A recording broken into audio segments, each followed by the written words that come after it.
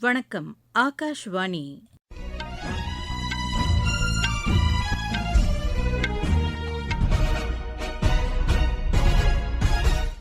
செய்திகள் வாசிப்பவர் ஜமீர் அக்தர். தலைப்புச் செய்திகள். புதுதில்லி வந்துள்ள வியட்நாம் சோசியலிச குடியரசின் பிரதமர் திரு பாம் மின் சின் குடியரசுத் தலைவர் திருமதி திரௌபதி முர்முவை இன்று சந்தித்து பேசவுள்ளார். நிலக்கரி, சிமெண்ட், உருக்கு, மின்சாரம் உள்ளிட்ட முக்கியமான 8 துறைகளில் கடந்த ஜூன் மாதம் 4% வளர்ச்சி காணப்பட்டதாக மத்திய அரசு தெரிவித்துள்ளது. கேரள மாநிலம் வயநாடு நிலச்சரிவு தொடர்பாக திருவனந்தபுரத்தில் இன்று அனைத்துக் கட்சி கூட்டம் நடைபெறுகிறது. தில்லியில் பெய்த கனமழை காரணமாக அரசு மற்றும் தனியார் பள்ளிகளுக்கு இன்று விடுமுறை விடப்பட்டுள்ளது. புகழ்பெற்ற கிரிக்கெட் வீரர் அன்சுமான் கெய்க்வாட் மறைவுக்கு பிரதமர் திரு நரேந்திர மோடி உள்ளிட்ட பலர் இரங்கல் தெரிவித்துள்ளனர். இனி விரிவான செய்திகள். புதுதில்லி வந்துள்ள வியட்நாம் சோசியலிச குடியரசின் பிரதமர் திரு பாம் மின் சின் இன்று குடியரசுத் தலைவர் திருமதி திரௌபதி முர்முவை சந்தித்து பேசவுள்ளார். இதைத் தொடர்ந்து குடியரசு துணைத் தலைவர் திரு ஜெகதீப் தங்கர், பிரதமர் திரு நரேந்திர மோடி ஆகியோரையும் அவர் சந்தித்து பேச திட்டமிட்டுள்ளார். வியட்நாம் பிரதமருடன் திரு நரேந்திர மோடி இருதரப்பு உறவுகள் குறித்து விரிவாக பேச்சுக்கள் நடத்தவுள்ளார். ரயில்வே மானிய கோரிக்கைகள் மீதான விவாதம் நேற்று மக்களவையில் நடைபெற்றது.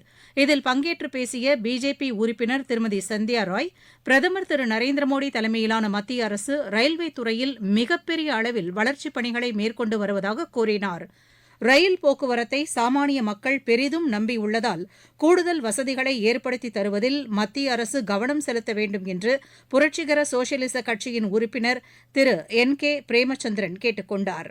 ரயில்வேக்கு தனி நிதிநிலை அறிக்கையை தாக்கல் செய்ய வேண்டும் என்றும் அவர் வலியுறுத்தினார். பிஜேபி உறுப்பினர் திரு அனுராக் சர்மா பேசுகையில், மத்திய பட்ஜெட்டில் ரயில்வேக்கு 2,62,000 கோடி ரூபாய் ஒதுக்கப்பட்டுள்ளதாகவும் 2047ஆம் ஆண்டு வளர்ந்த இந்தியா என்ற கனவை நிறைவேற்றுவதில் ரயில்வே முக்கிய பங்காற்றும் என்றும் கூறினார். முன் எப்போதும் இல்லாத அளவிற்கு இந்த ஆண்டு பட்ஜெட்டில் ரயில்வேக்கு அதிக நிதி ஒதுக்கப்பட்டுள்ளதாக சிவசேனா கட்சியின் திரு சாம்போஜி ராவ் தெரிவித்தார். நிலக்கரி, சிமெண்ட், உருக்கு, மின்சாரம் உள்ளிட்ட முக்கியமான 8 துறைகளில் கடந்த ஜூன் மாதம் 4% வளர்ச்சி காணப்பட்டதாக மத்திய அரசு தெரிவித்துள்ளது. நிலக்கரி, மின்சாரம், இயற்கை எரிவாயு, உரம் ஆகியவற்றின் உற்பத்தி சாதனை அளவை எட்டியுள்ளதாகவும் மத்திய வர்த்தகம் மற்றும் தொழில்துறை அமைச்சகம் வெளியிட்டுள்ள செய்திக்குறிப்பில் தெரிவிக்கப்பட்டுள்ளது. கடந்த ஆண்டு இதே காலகட்டத்தை விட நிலக்கரி உற்பத்தி 2 மடங்கு அதிகரித்துள்ளதாகவும், அனல் மின் நிலையங்களில் அதிகரித்த நிலக்கரி தேவையை ஈடுகட்டும் வகையில் சுரங்கங்களில் உற்பத்தி அதிகரிக்கப்பட்டதாகவும் அதில் தெரிவிக்கப்பட்டுள்ளது. மின் உற்பத்தி 7.7%, இயற்கை எரிவாயு உற்பத்தி 3.1% அதிகரித்துள்ளதாகவும், இதன் காரணமாக போக்குவரத்து துறையில் பசுமை எரிசக்தியின் பயன்பாடும் அதிகரித்துள்ளது என்றும் அந்த செய்திக்குறிப்பில் கூறப்பட்டுள்ளது. இந்தியா சீனா எல்லை விவகாரங்கள் தொடர்பான ஆலோசனை மற்றும் ஒருங்கிணைப்பு குழுவின் கூட்டம் நேற்று புதுதில்லியில் நடைபெற்றது. வெளியுறவுத்துறை அமைச்சகத்தின் கிழக்கு ஆசியாவுக்கான இணைச் செயலர் திரு கௌரங்லால் தாஸ் தலைமையிலான குழுவினரும், சீன வெளியுறவுத்துறை அமைச்சகத்தின் எல்லை விவகாரம் தொடர்பான தலைமை அதிகாரி குழுவினரும் இதில் பங்கேற்றனர். எல்லை கட்டுப்பாட்டு கோட்டு பகுதியில் தற்போதுள்ள சூழ்நிலை குறித்தும், நிலுவையில் உள்ள பிரச்சினைகளுக்கு விரைந்து தீர்வு காண்பது குறித்தும் இந்த கூட்டத்தில் விவாதிக்கப்பட்டதாக வெளியுறவுத்துறை அமைச்சக செய்திக்குறிப்பு தெரிவிக்கிறது.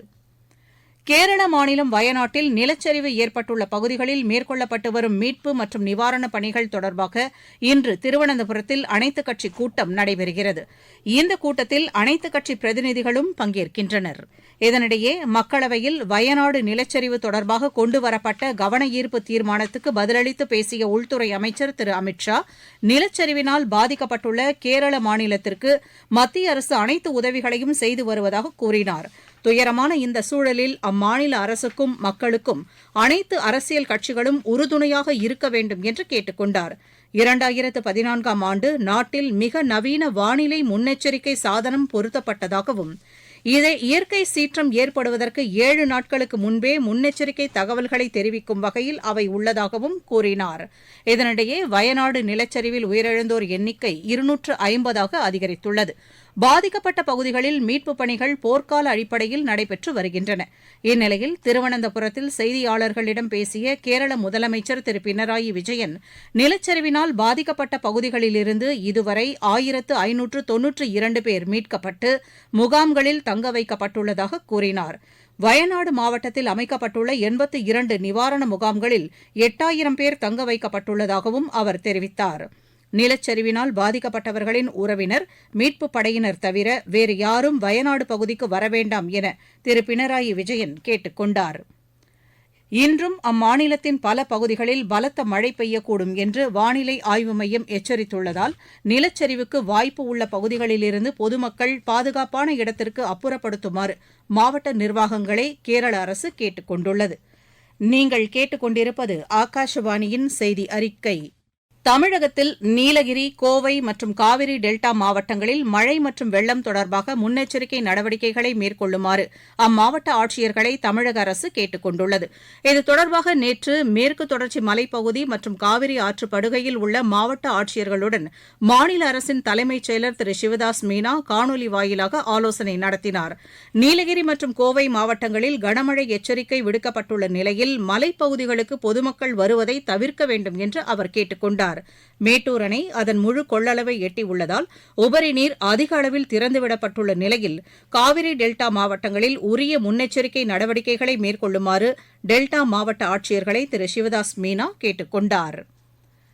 காவிரி கரையோர பகுதிகளில் தாழ்வான இடங்களில் வசிக்கும் மக்களை பாதுகாப்பான இடங்களுக்கு அப்புறப்படுத்துமாறும் அவர் அறிவுறுத்தினார். மேட்டூர் அணை அதன் முழு கொள்ளளவை எட்டியுள்ள நிலையில் அணையிலிருந்து 1,70,000 கன அடி உபரி நீர் திறந்துவிடப்பட்டுள்ளது. இதனால் காவிரி ஆற்றில் வெள்ளப்பெருக்கு ஏற்பட்டுள்ளது. காவிரி ஆற்றின் கரையோர மாவட்டங்களில் தாழ்வான பகுதிகளில் உள்ள மக்கள் பாதுகாப்பான இடங்களுக்கு செல்லுமாறு அறிவுறுத்தப்பட்டுள்ளனர். இதனிடையே கர்நாடக அணைகளிலிருந்து அதிக அளவு தண்ணீர் காவிரியில் திறந்துவிடப்பட்டுள்ளதால் ஒகேனக்கல் காவிரி ஆற்றில் நீர்வரத்து மேலும் அதிகரித்துள்ளது. நேற்று 1,31,000 கன அடியாக இருந்த நீர்வரத்து இன்று அதிகாலை நிலவரப்படி 1,70,000 கன அடியாக அதிகரித்துள்ளதாக எமது செய்தியாளர் தெரிவிக்கிறார். தில்லியில் நேற்று இரவு பெய்த கனமழை காரணமாக தாழ்வான பகுதிகளில் மழைநீர் தேங்கியிருப்பதால் அரசு மற்றும் தனியார் பள்ளிகளுக்கு இன்று விடுமுறை விடப்பட்டுள்ளது. மழைநீர் காரணமாக போக்குவரத்து பாதிக்கப்பட்டுள்ளதாகவும் மாணவர்களின் நலன் கருதி விடுமுறை அறிவிக்கப்பட்டுள்ளதாக தில்லி கல்வி அமைச்சர் திருமதி அதிஷி தெரிவித்துள்ளார். இன்றும் கனமழை பெய்யக்கூடும் என்று வானிலை ஆய்வு மையம் எச்சரித்துள்ளதால் முன்னெச்சரிக்கை நடவடிக்கைகள் மேற்கொள்ளப்பட்டுள்ளதாக அவர் கூறியுள்ளார். கனமழை காரணமாக விமான போக்குவரத்தில் மாற்றம் இருக்கும் என்பதால் தில்லி விமான நிலையத்திற்கு வரும் பயணிகள் முன்கூட்டியே வருமாறு கேட்டுக் கொள்ளப்பட்டுள்ளனர். சூடான் ராணுவ தலைவர் ஜெனரல் அப்தல் ஃபட்டா அல் புர்ஹான் கொலை முயற்சியிலிருந்து உயிர் தப்பியுள்ளார். ராணுவ நிகழ்ச்சி ஒன்றில் அவர் பங்கேற்றிருந்தபோது அவர் மீது துணை ராணுவ படையினர் ட்ரோன்களை கொண்டு தாக்கியதாக ராணுவ செய்தித் தொடர்பாளர் தெரிவித்துள்ளார். இதில் 5 பேர் உயிரிழந்ததாகவும் அவர் கூறியுள்ளார். அதே சமயம் இந்த தாக்குதலுக்கு தாங்கள் காரணம் அல்ல என்று சூடான் துணை ராணுவப் படை தெரிவித்துள்ளது. சூடான் ராணுவத்தினருக்கும் அந்நாட்டில் உள்ள துணை ராணுவப் படையான அதிவிரைவு படையில் உள்ள அதிருப்தி பிரிவினருக்கும் இடையே சுவிட்சர்லாந்தில் அமைதி பேச்சுவார்த்தை நடைபெறவிருந்த நிலையில் இந்த தாக்குதல் நடைபெற்றுள்ளது. புகழ்பெற்ற கிரிக்கெட் வீரர் அன்சுமான் கெய்க்வாட் நேற்று இரவு பரோடாவில் காலமானார். அவருக்கு வயது 71. நீண்ட காலமாக இரத்த புற்றுநோயால் பாதிக்கப்பட்டிருந்த அவர் லண்டன் மருத்துவமனையில் சிகிச்சை பெற்று நாடு திரும்பிய பின்னர் பரோடாவில் உள்ள மருத்துவமனை ஒன்றில் சிகிச்சை பெற்று வந்தார். 1975 ஆண்டு முதல் 1987 ஆண்டு வரை 40 டெஸ்ட் போட்டிகளிலும் 15 ஒருநாள் போட்டிகளிலும் பங்கேற்ற அவர் 1985 ஆண்டு பாகிஸ்தானுக்கு எதிரான போட்டியில் 201 ரன் எடுத்து சாதனை படைத்தார். அன்சுமான் கெய்க்வாட் மறைவுக்கு பிரதமர் திரு நரேந்திர மோடி ஆழ்ந்த இரங்கல் தெரிவித்துள்ளார். கிரிக்கெட் விளையாட்டிற்கு அவர் ஆற்றியுள்ள பங்களிப்பு தொடர்ந்து நினைவு கூறப்படும் என்று சமூக வலைதள பதிவில் அவர் தெரிவித்துள்ளார். மத்திய உள்துறை அமைச்சர் திரு அமித் ஷா கிரிக்கெட் விளையாட்டில் அவரது திறன் இந்திய கிரிக்கெட்டுக்கு சர்வதேச அளவில் புகழை பெற்று தந்ததாக குறிப்பிட்டுள்ளார். இந்திய கிரிக்கெட் கட்டுப்பாட்டு வாரிய தலைவர் திரு ஜெய்ஷா உள்ளிட்ட பலரும் கெய்க்வாட் மறைவுக்கு இரங்கல் தெரிவித்துள்ளனர். பாரிஸ் ஒலிம்பிக் போட்டியில் பதக்கம் வெல்வதற்கான போட்டிகளில் இன்று இந்தியா பங்கேற்கிறது. ஹாக்கி போட்டியில் இன்று இந்தியா பெல்ஜியத்தை எதிர்கொள்கிறது. தமிழ்நாடு பிரீமியர் லீக் கிரிக்கெட் போட்டியில் திண்டுக்கல் அணி இறுதிப் போட்டிக்கு முன்னேறியுள்ளது. மீண்டும் தலைப்புச் செய்திகள். புதுதில்லி வந்துள்ள வியட்நாம் சோசியலிச குடியரசின் பிரதமர் திரு பாம் மின் சின் குடியரசுத் தலைவர் திருமதி திரௌபதி முர்முவை இன்று சந்தித்து பேசவுள்ளார். நிலக்கரி, சிமெண்ட், உருக்கு, மின்சாரம் உள்ளிட்ட முக்கியமான 8 துறைகளில் கடந்த ஜூன் மாதம் 4% வளர்ச்சி காணப்பட்டதாக மத்திய அரசு தெரிவித்துள்ளது. கேரள மாநிலம் வயநாடு நிலச்சரிவு தொடர்பாக திருவனந்தபுரத்தில் இன்று அனைத்துக் கட்சி கூட்டம் நடைபெறுகிறது.